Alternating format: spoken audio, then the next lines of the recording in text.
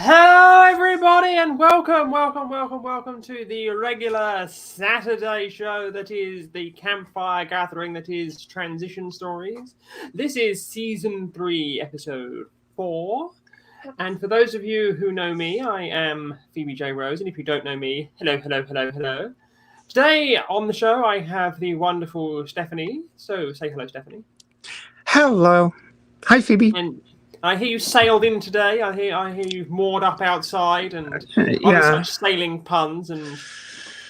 Yes, I'm in a safe harbor at the moment. I hope. Anyway.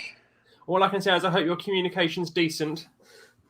So far as I can tell, yeah, I've got. I could get my signal flags out and start waving them about. Not gonna do it. Well, this is always a thing. So, Stephanie, why don't you tell everyone who you are? But first, I should tell everyone who I am because it's my show, sure. And my ego demands that I go first because if anyone doesn't know me, they know the size of my ego. I am Phoebe J. Rose, and I am a trans woman who runs the campfire that is Transition Stories, where I interview non-cisgendered people about their transition, gender, and what it means to them. And today I have Stephanie, so take it away, Stephanie. Hi, I'm Stephanie Helms. I'm an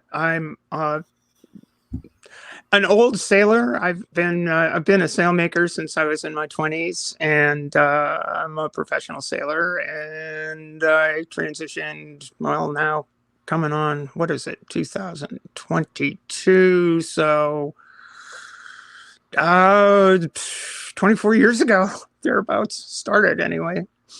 So, yeah, and I don't do anything in particular.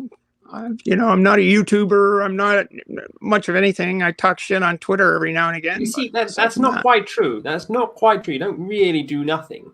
Because I float around a Discord with you. There's a certain Discord that you float around on a fairly regular basis. Mm-hmm. That you are quite heavily involved in. Do you want to tell people a little bit about that Discord that you're involved in? Well, it's the atheist community of Discord, which is kind of a fan site for the atheist community of Austin, and I hang out there quite a bit, chat with folks, but a little bit of activism, not too much. As long as it's activism, not cracktivism, you'll be fine. Well, that's my hope. It was a bit of a journey it wasn't too much of a journey for me to come to having a lack of a God belief, but doing so in a family that had, my grandfather, father, brother-in-law, and now a niece and a nephew are all Methodist ministers. So the men and women of the cloth are part of my family heritage. So far, nobody's disowned me, which is good.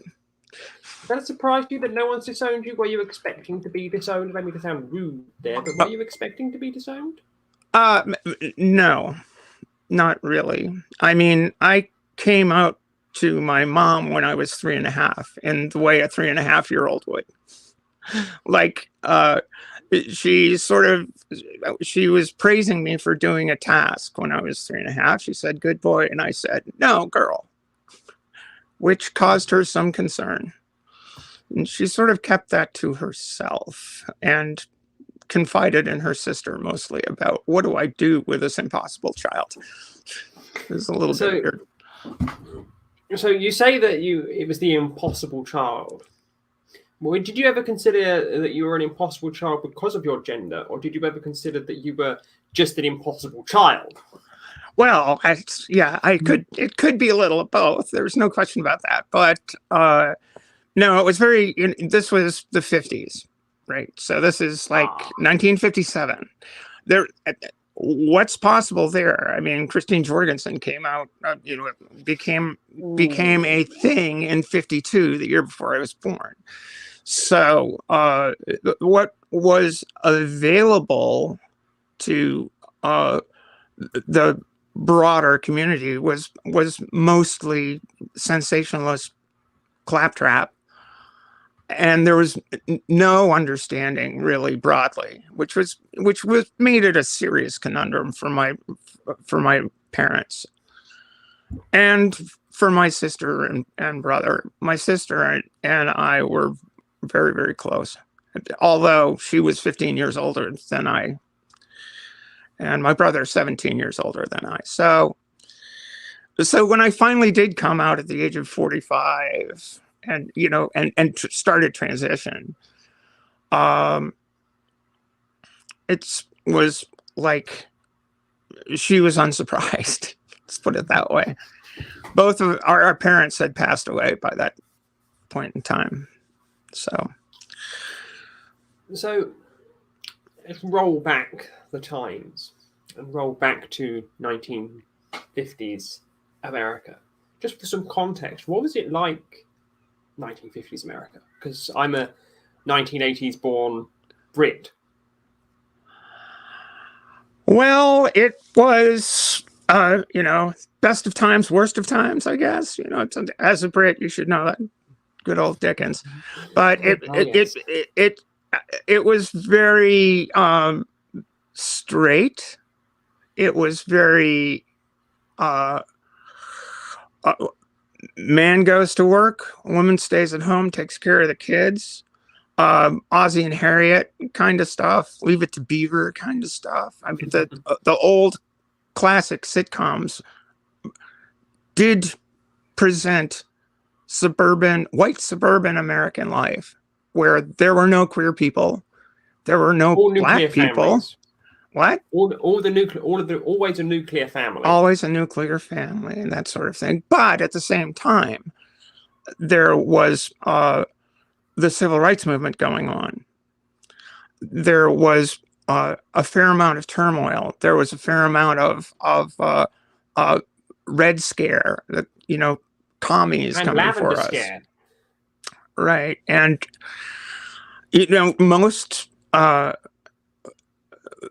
most people who did not fit the cishet norm had to hide away. And then and be very surreptitious. I mean, it's like Alan Turing was killed himself in 54 or 55. Yeah. So it's like that for queer people. It wasn't really great, and it really wasn't very great in the 60s either, to be honest. So you grew up in what is New England. Yeah. Correct me. And New England today is seen as very, quote unquote, small L liberal. As in, it's on the forefront, because you have the first of the same-sex marriages took place in Vermont. You've got Massachusetts, which is seen as very liberal in its leanings. So, correct me if I'm wrong, but is that something which has transformed itself over the past 70 years, as opposed to something which was like an undercurrent which has now just come to the fore? Well, Vermont and Maine are very similar states, although it's a fairly small population, but very rural.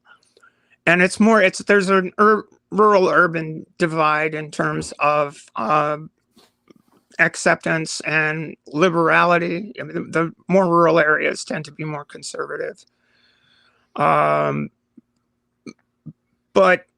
yeah, in the more populated areas, there's been more of a movement towards at least acceptance. People basically go out, don't care what you do, just, it's whatever floats your boat kind of attitude. Or in your case, whatever sales you put up. Yeah, right. We can't do anything about the wind, but you can trim your sails. That's true. So, as a child of the 1950s and 1960s, what was your understanding of someone who was trans and the wider LGBT community, as someone who grew up in that era? What was your... it's complex because I was I guess the best way of saying it is I was taught to be afraid of myself, because my being who I was frightening to other people. It was scary. But it was one of these situations where I had no doubt whatsoever as to what my gender identity was. But I was taught that it was wrong, that I was wrong, that I would have to change. Growing as a little kid, most of my friends were other girls. And when puberty hit, it really sucked.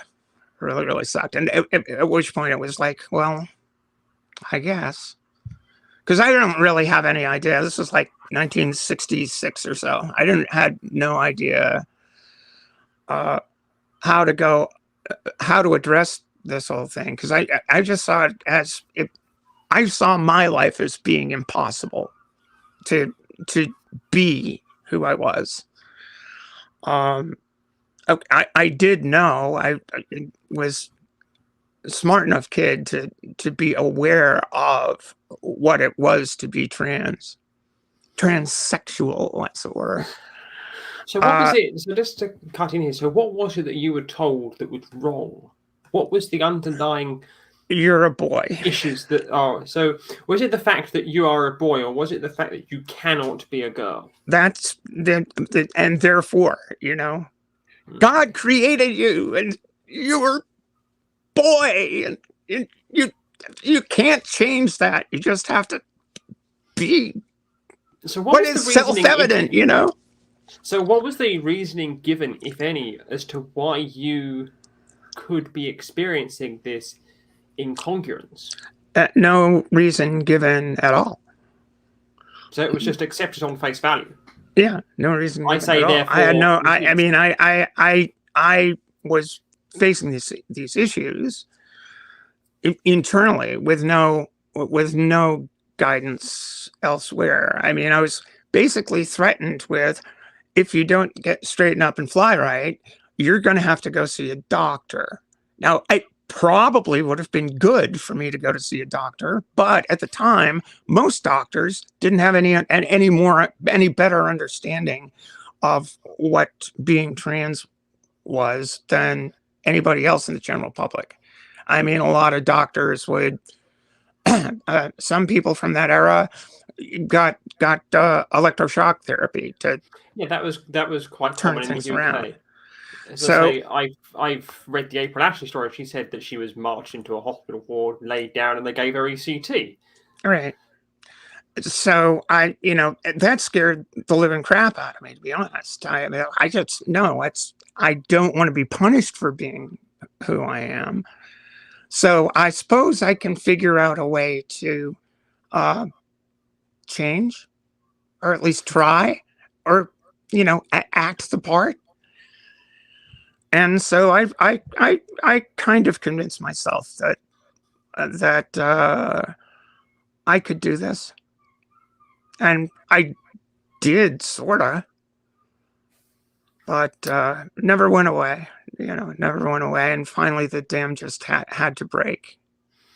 So, in the 45 years before you did begin your transition, what was it like for you as an individual, knowing that there was an element of you that was societally suppressed, familiarly suppressed, and you were expected to suppress it yourself, yet you know that it wasn't going anywhere? What was that like as an internal dynamic for you? Well, there would be episodes. I read the herb, every form of herbal medication I could take, phytoestrogens and this, that, and the other thing, and just sort of hoping, wishing, and stuff, and just holding this secret in. It didn't do me a great deal of good to, for my own mental health. but there was this serious dichotomy in what I did, how I lived. I did get married. My ex and I are still really good friends because she saw that part of me as well to a certain degree. She didn't have any idea about just how conflicted I was in the whole deal. But yeah, it wasn't. I've heard people I describe don't it as know being a why. very I ugly don't know side. why so many cis people think that this is somehow kind of glamorous for anybody who's trans, who has to be closeted. Would you describe it as ugly? Yeah, I'd describe it as fairly ugly. Although I learned to sail. When I was in my teens, I shoveled out barns and took care of horses, and there was a lake nearby, and this fellow had a sailboat and said, if anytime you want to take it out, feel free. Showed me how to put the sail up, and out I went, and I loved that. And then after college, I moved to Maine, had a job, first job out of college, working for a anti-poverty agency in Portland.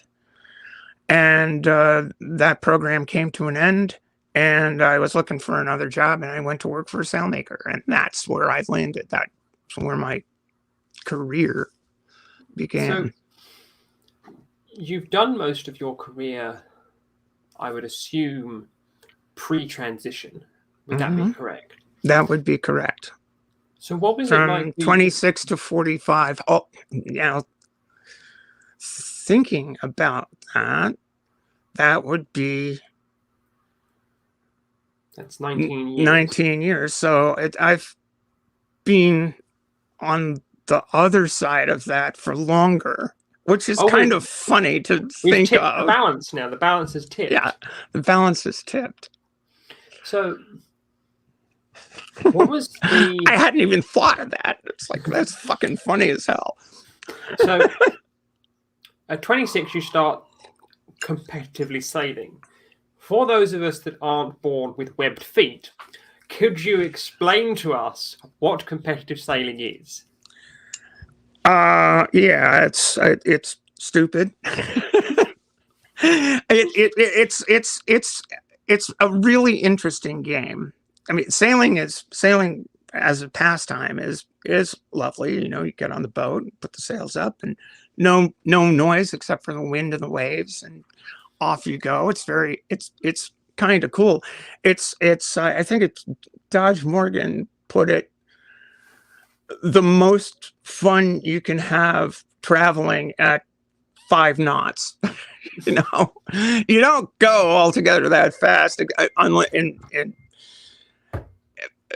but it's a very interesting game to play because you don't, you're going from destination A to destination B and maybe back, but you can't sail directly towards your destination unless the wind is on the side of the boat. If the wind is directly in front of the boat, it's just blowing the sails back this way. Yeah, and they're just sitting there going like this. So you either have to go this way or that way. You know, you have to be on port or starboard tack. So if you think the game of sailboat racing is basically put a mark upwind, put a mark downwind, sail to the upwind mark, sail to the downwind mark, and then finish, basically. So what you can imagine is a diamond or a square with the top of the square being the upwind mark, the bottom of the square being the downwind mark, and the 2 corners being the ley lines, which is to say, if you sail over here and then tack, you will make it to the top mark and go around it, blah, blah, blah. And you have to do the same thing downwind. Because so what class of boat did you start out in? I started sailing a sailfish. What is a sailfish for those of us that aren't?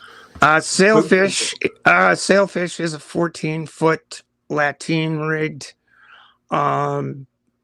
boat with a dagger board, and there's no, it's kind of, there's no cockpit in the thing. You just sort of sit there and so. And so, what other classes of boat have you competed in? What's your favorite class of boat to compete in? I've had most of my competitive sailing has been in the J24 class, which is a 24-foot keelboat, one design keelboat. There are about 5,500 of them in the world. I sail in another one design class, which is an Etchells. The Etchells class, which is a big class worldwide. And I've sailed all sorts of other boats. I've all kinds of things up to I think up to 60-footer. Sailed those. Not too many times, but yeah. The equipment is varies wildly, as does the crew dynamic. It's, that J24, for example, we sail with a crew of 5. There's a weight limit of 400 kilograms. Is that 400 kilograms including the boat or just the crew? No, just the crew. There's a crew weight limit. So I am getting ready to go to a J24 regatta in a couple of weeks, and so I'm making sure I keep my weight so that there's room for the fatties on the boat. I used to be one of the fatties, and they used to have to make room for me, but now I have to make room for them. Somehow or another, I lost a ton of weight. So what was it like for you knowing that you were trans and competing competitively and professionally as somebody who was expressing themselves as a male? Well, you have to. It's funny. It was just a good acting job, I guess. It was funny. I didn't. I don't think I really have changed my style a great deal over time. But I just tried to be one of the boys, and to a greater lesser degree, I was successful at it. And so, what is one of the boys to you then? Oh, there were certain things I just couldn't do, like talk dirty and shit, and be misogynistic, and you get a shit ton of that. I mean, in the sport is fairly male dominated, but it is also co-ed, and the guys would always be disturbed if a girl or woman beat their ass on the course, kick their rudders, all about the course. And they just basically go, well, she's not a real girl anyway. And I'd get like, oh, fuck, really? What are you talking about? So there was, there's a fair amount of that kind of horseshit that went on. And moving slightly away from the sailing and moving into what your personal life was like, because you had the sailing, which was your profession. What was your outside of sailing life like in, say, your 20s and 30s? Well, I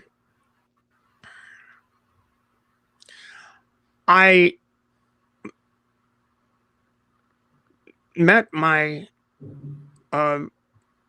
wife, my ex, when I was 22, and that was kind of like on the, well, no, maybe 21, and by that time, after having gone through having a steady boyfriend throughout high school and early college years, we'd broken up, and I met my spouse, and I thought, well, maybe I'm saved now. You know, maybe I'm, and we were quite deeply in love. And she was also a seamstress. She made canvas bags, and we sort of bonded around that. She had also worked at this sail loft I went to work for. That's not where we met. We had met in Boston when I was still going to school. But both of us were pretty consumed with our business lives as well. We had a lot of fun doing this, that, and the other thing. But we were both, she with her business and I with mine, we were pretty well consumed with making that stuff work. So when you did decide to get married and you announced that you were getting married, how did your family react to the announcement that you were entering into a traditional heteronormative marriage? Oh, they were, my mom especially was quite relieved. So. And was that affirming for you, or was that something you expected? It was affirming for me because as I said, I felt like this will be okay. You know, that I can do this, and it was quite sincere. I really, really, really wanted to have, you know, the conformity, make some sort of way out of the conundrum of the bind I felt I was in. So in some ways it was comfortable, but in other ways it was just more of a prison. I mean, I was happy enough. I was driven enough. As I said, that the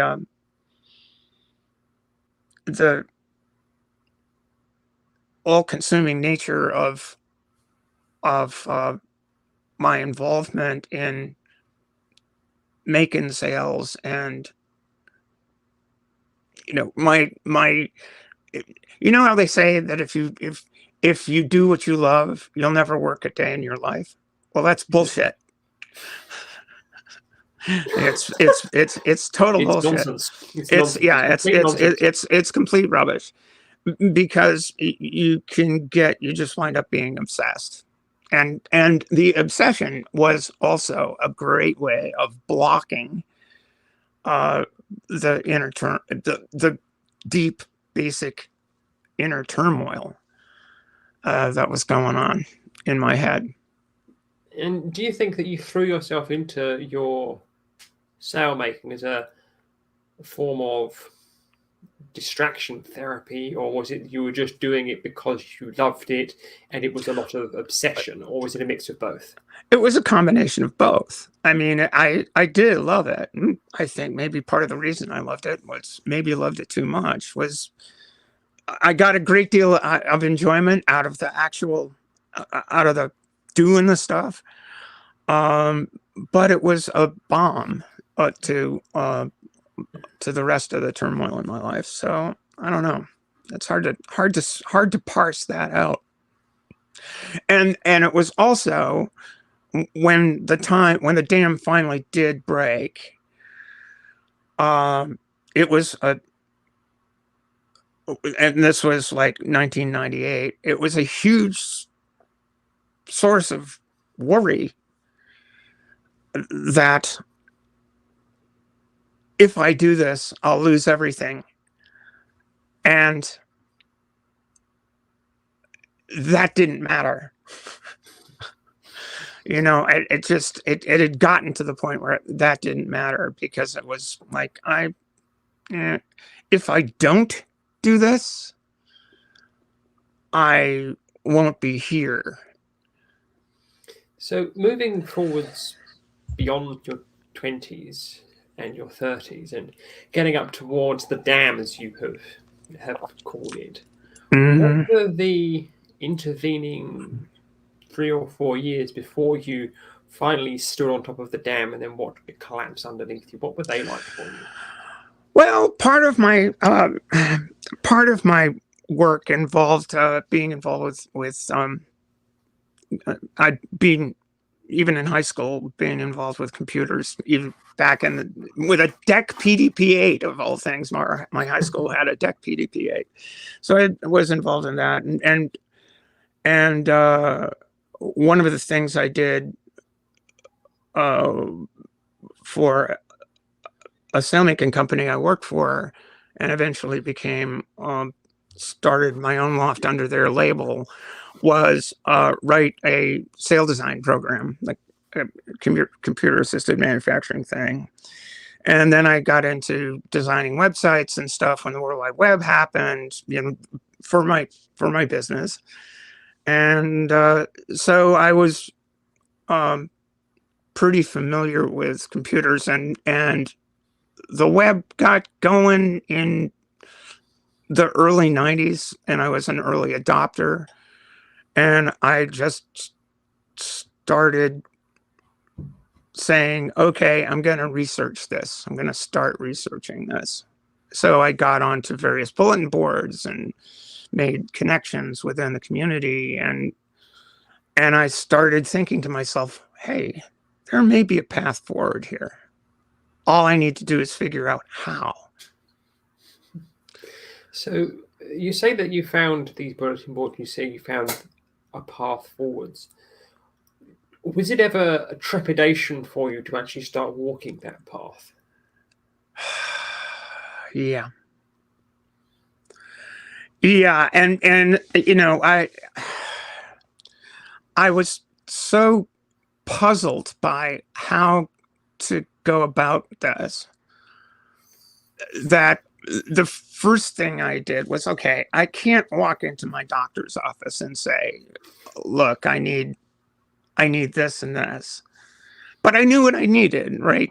Because I figured out what that I was sure that medical transition was right for me. It was not, I told the first counselor I saw, it's not about the clothes. For me, it's not about the clothes. I don't like, that's not the issue. The clothes for me, it's about the nut on the inside. I just, the physicality needs to mesh somehow or another. So what I did was I located a source for estrogen and spironolactone offshore, and started taking that. And I'd taken, like,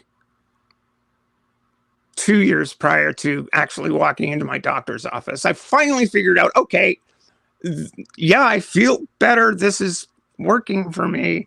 Finally walk into my doctor's office, found a counselor, walk in my doctor's office with the stuff and say, and a sheaf of paper of how to deal with a trans person. and said, gave them the 100 milligram patch box and the spironolactone bottle, and said, I need these. Can you work with me on this? And he said yes, which I thought was amazing. It's like, fuck, 1990s USA. Yeah. So, it was, I'd finally figured out a means of addressing this stuff. But it was, there was a lot of turmoil involved. Explaining this to my wife, and trying to work through how does this work. And, you know, her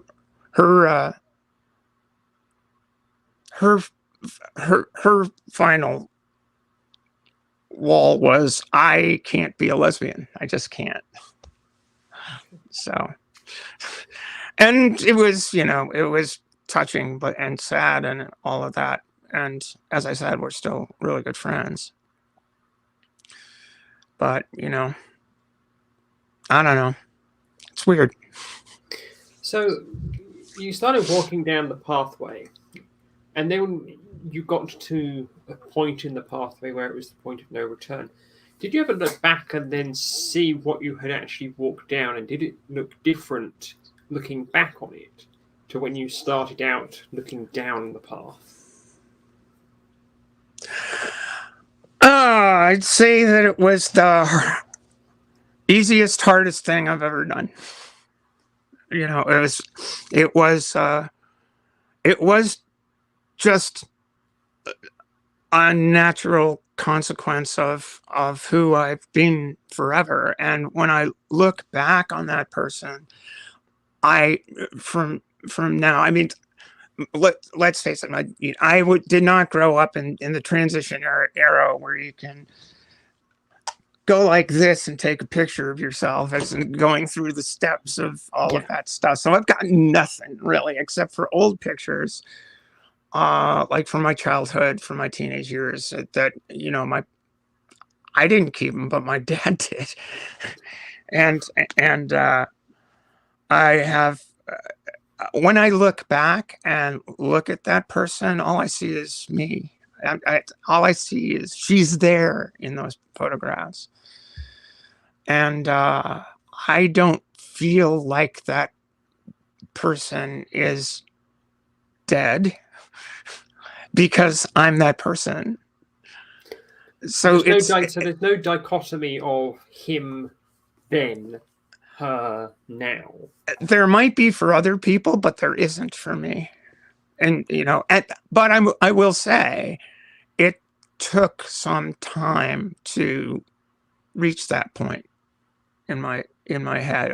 I'd say like 5 years after I started transition, maybe 6, after bottom surgery and all of that stuff. It was 5 or 6 years before I started feeling like there's this continuum. Although I kind of had that feeling all along, like this was just another step. Like the golden thread that carried on all the way through. Right. So, you know, I do know that some people do look back on their lives and say, well, that person's dead. It's like, I don't feel that way. I don't feel that way at all. Okay. So you got to the point of, quote, no return. How do you feel when you realize what you've done? What's that realization feeling like? Or did you not have a realization moment? And was it just, oh, I am now here?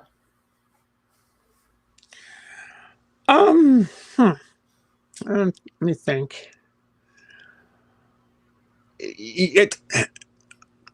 I think that transition is subtle. You know, it's nothing happens instantly. No. But you get to this point where you just sort of look back and go, huh. Well, that happened. I mean, and it just these little tiny bits where things start to come together, and you just sort of go, wow. So this is what it feels like to be a whole and you know, happy human being. I mean, my sailing game got way better. Not physically, but mentally. My ability to play that game and to concentrate and to just sort of focus on stuff got way better because there wasn't that conflict anymore. So the mental clarity that you speak of in terms of, sound like a sports psychologist here, in terms of your ability to focus, would you say that that was a direct consequence of you having shedded the monkey on the back that was your own personal identity? Or was it just that you had been in the game a bit longer than that and you were then understanding it? No, it was shedding the monkey. And, when I came out to my business partner, we tried to make it work, but our customers were going, well, what the fuck is this? Can't do this, can't do that. So we split up the business and my marriage ended. And so here she is with finding another place to land.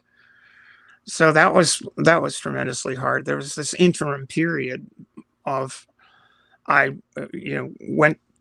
friend who was an amazing artist and ran one of Maine's oldest galleries, asked me to help him with his gallery work. So I fell into that bit. I fell into a community sailing program, got going in Portland, so I fell into that bit. So I recreated a life from the ashes. So that was a hard period of time. And then in the midst of that period of time, there was surgery and stuff, which was an adventure in and of itself. It is very much an adventure. The medical side is always touted as the difficult side. But would you say that whilst it was an adventure, the medical and surgical side, would you say that it was comparably more difficult to the personal side, the lifestyle side of it, and the mental health side of it? And when I say lifestyle side of it, I mean, as you pointed out, the ending of your marriage, the ending of your business, not as in this is a lifestyle choice before anybody jumps on right. listening.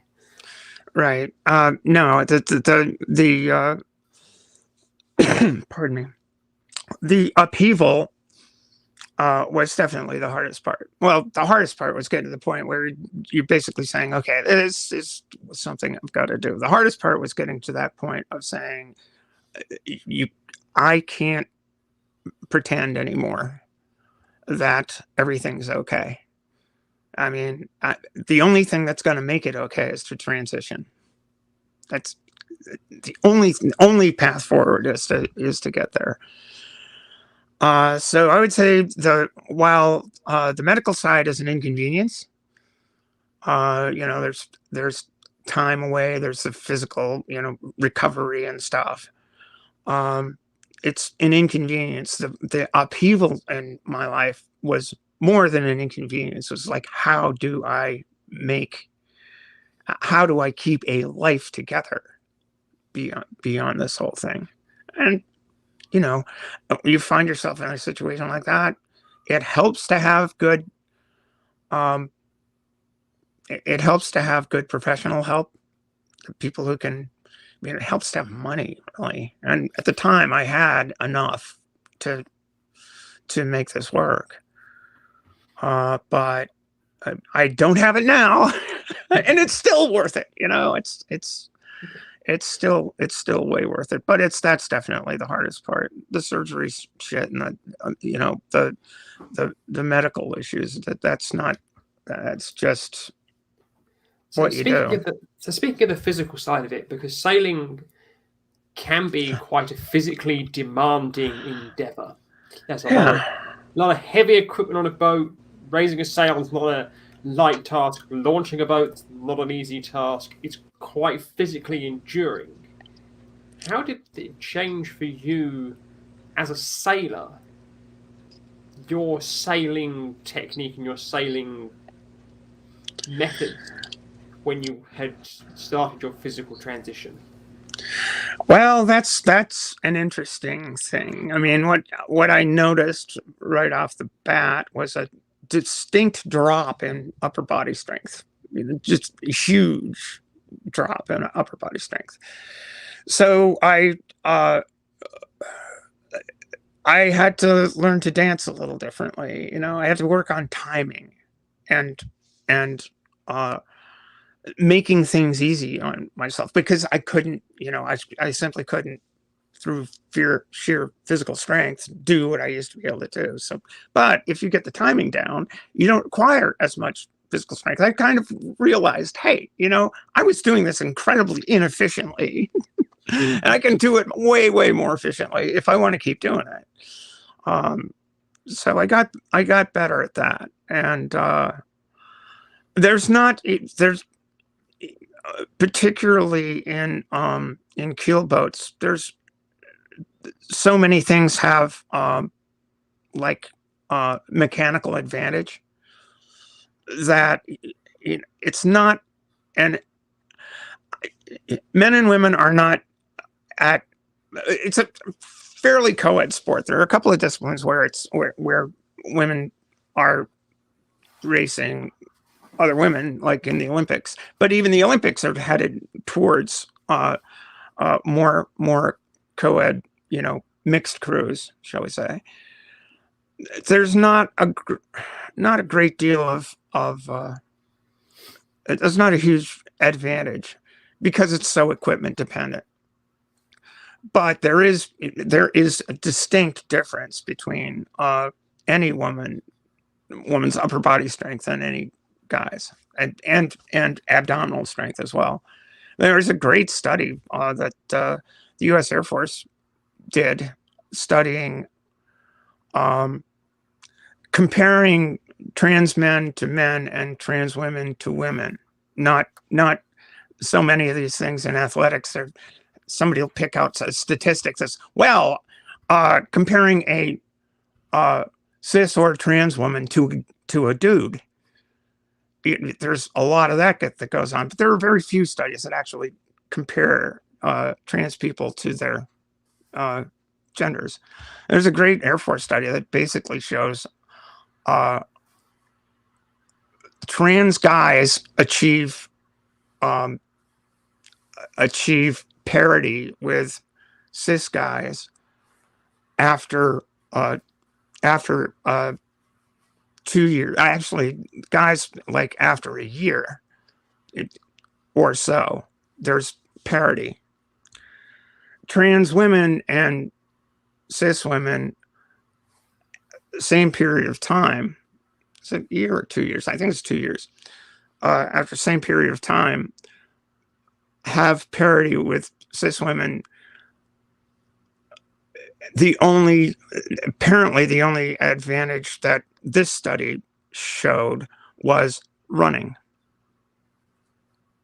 But in terms of pull-ups, sit-ups, after a year and a half, too, they're exactly the same. So there's it's interesting, to say the least, how all this stuff works. So, looking back on the totality of your transition, what would you say was the most surprising part for you, the most difficult part for you, and what would you say was the most unexpected positive for you to come out of your transition? The most unexpected positive, I think, was the reaction of and support of most of my friends and family. That is like, well, don't understand it, but you've got to do what you do. That was unexpected, and it was good. It would have sucked to be otherwise, but I don't know. The hardest thing, I think we've already spoken of, the turmoil of working through my closest relationships and feeling their hurt. And that was definitely the hardest piece. So neither positive nor negative. What was the most unexpected thing that you encountered during your transition? The most unexpected thing? I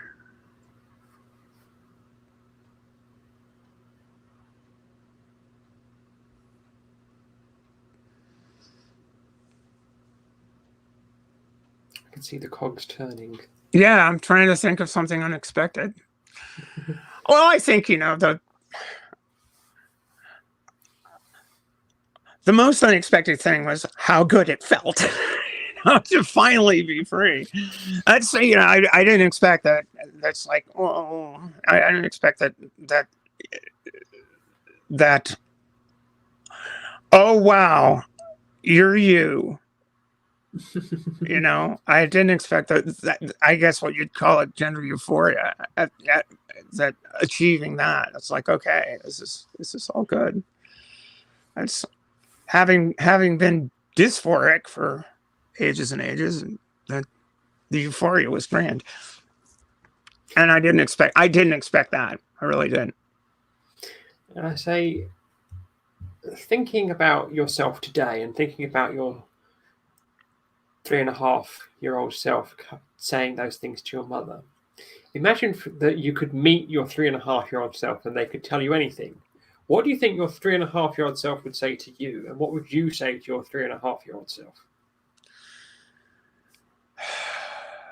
Well, I think my 3.5-year-old self would say, "Can you see me? Am I okay?" And what I would say is, "Yes, I see you, Stephanie. I see you, and it will be okay. It will be okay. Just, you're not wrong. You're not impossible. You're not the impossible child." And if you could say one thing to any person that's listening about transitioning, what would that one thing that you would say to them who may be watching this and going, I'm scared to the back teeth. What do I do? What would you say to that person listening? What I would say is, there's no roadmap for this. There's no way but your way to do this. There are some experiences that a lot of us share, but this is a chart. It's not a map. You can't, you can pick out a destination somewhere on that chart, anywhere in the world that you want to go.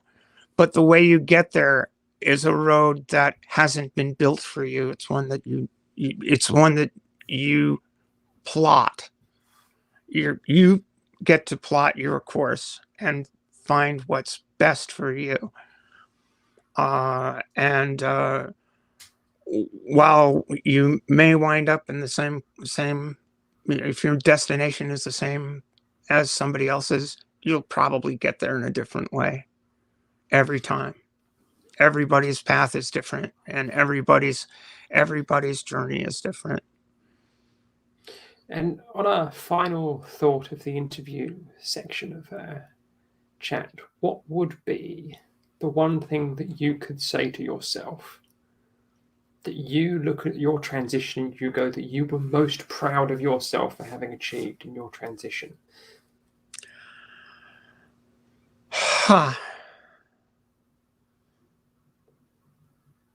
That I'm glad I did it. I'm glad I started, because I've had 23, 24 good years of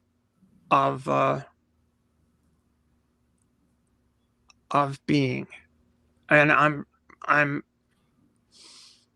proud that somehow I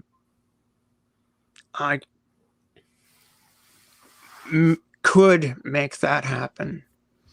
I'm proud that I have made new friendships over the time and kept all of my old friendships over time. I mean, I'm still friends with some folks that I knew in elementary school years and years ago. So I'm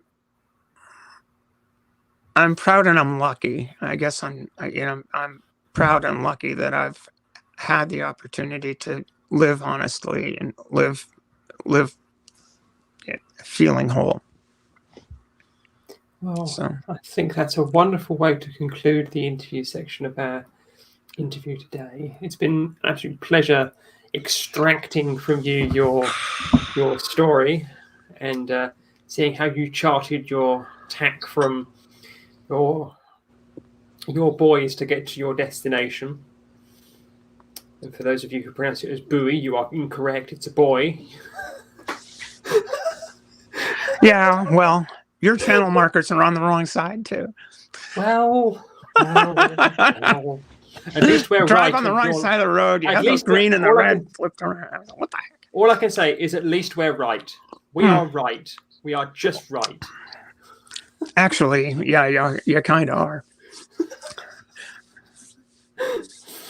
But yes. So thank you ever so much for your time today. It's been a wonderful chat with you today. So what plans have you got for yourself? You said you were off to your regatta in Florida. What other plans has Stephanie got, and where can we find Stephanie, and how can we follow Stephanie should we choose to do so? You can find me on Twitter. You can come to the Davis Island Yacht Club on the what is it, the 27th and 28th, or whatever the heck it is, the last weekend in February. You can come to Davis Island Yacht Club, and maybe I'll buy you a drink, or maybe you can buy me one. Buy each other a drink. But failing that, you can. My Twitter is @Cedra. I think it's somewhere in the links here. It's scrolling on. And I long ago, well, fairly long ago, dropped any pretense to anonymity. So you can find me on the ACA Discord too, as Stephanie. As wonderful as Stephanie. So do you have any last words before we wrap up our interview today that you'd like to impart onto the internet? Well, aside from thanking you so much for having me and asking me to share some of these rather boring stories. The chat would disagree with you. The chat would absolutely disagree with you, because I say you've got Rick saying these great questions and it's so relatable. We've got Bunny going, this episode is so good. Thank you, Stephanie. Thank you, Phoebe. And it's just a wall of people saying that this has been a wonderful interview. So it's been far from boring for the audience. Good. Good. Well, yeah, no parting words of wisdom, but leave the harbor. Get out, leave the harbor and start sailing. You can always find another safe harbor somewhere else. Work on your business. It's okay. All I can say will be okay. All I can say is you can find the Bay of Decency, and you can find safe harbor number 230. And if you can get that reference, then you're doing very, very well, because you're as nerdy as I am if you can get that safe harbor reference. But anyway, my guest today on Transition Stories, who joined me at the campfire, has been Stephanie Helms. Say thank you ever so much, Stephanie. Say goodbye, Stephanie. Goodbye. Thanks for having me. Oh, it's been an absolute pleasure. I have been Phoebe J. Rose, and this has been a joint production of Phoebe J. Rose and Odd Tech Man. This has been Season 3, Episode 4 of Transition Stories, and I have been interviewing Stephanie Helms. And until next time, I say this: you only get one life, so make the best that you can of that life, because you don't get a do-over.